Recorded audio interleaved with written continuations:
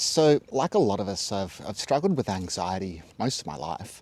And I know that there isn't any of us here that isn't affected by fear, even if it doesn't manifest in the form of anxiety. There isn't anybody in the world that isn't affected by fear in one way, shape, or form. And for me, that fear seemed to get worse after my first initial experiences on the spiritual path almost 20 years ago. So anxiety is obviously just another word for fear. So what is it then that we're all really afraid of? And you might say it's that, we're afraid of the future, but why are we afraid of the future? What really is that fear? And what is this fear that we all hold in the deepest recesses of our unconscious? Well, it really can only be fear of love, fear of our own power, fear of our own infiniteness.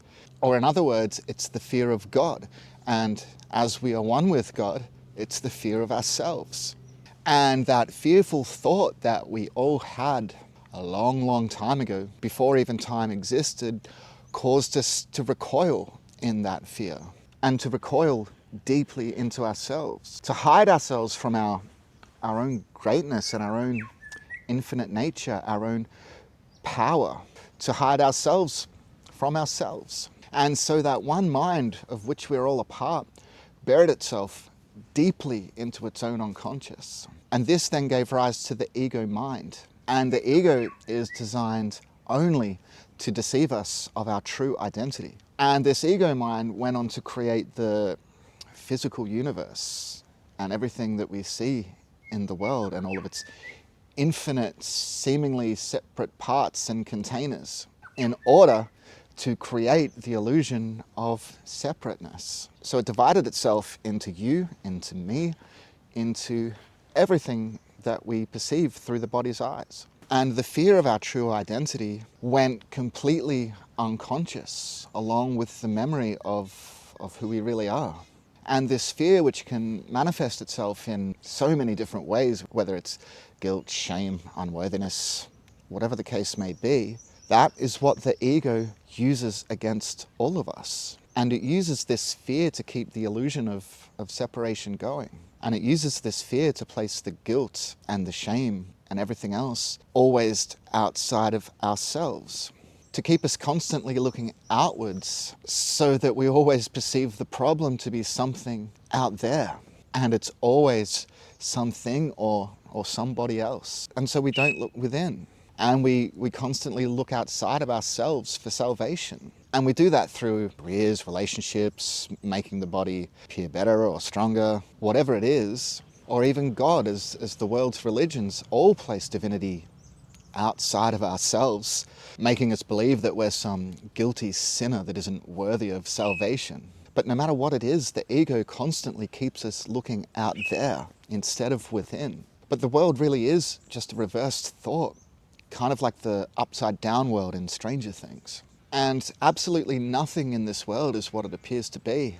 And the world is nothing but the projection of a fearful thought that we once entertained and still are. So it's just a dream world. And you've probably heard that we dream in symbols and that the unconscious mind works in symbols and pictures.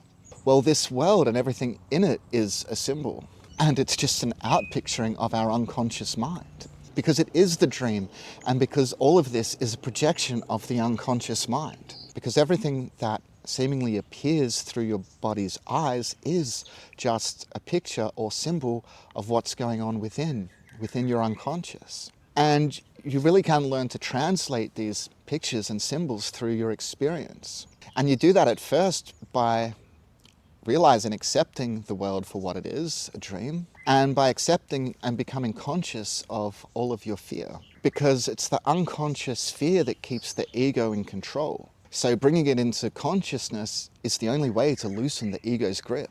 And then you forgive, and forgive. Forgive everything for the illusion that it really is. Forgive the fear you're holding by recognizing through your experience where that fear is. And looking at the fear through the eyes of love instead of through the eyes of the ego. And eventually you completely forgive yourself and you completely lose the grip of the ego. And you remember who you are and who you've always been. And you realize that you've never been anything other than who you really are. And you never left heaven. And this world was nothing but a bad dream.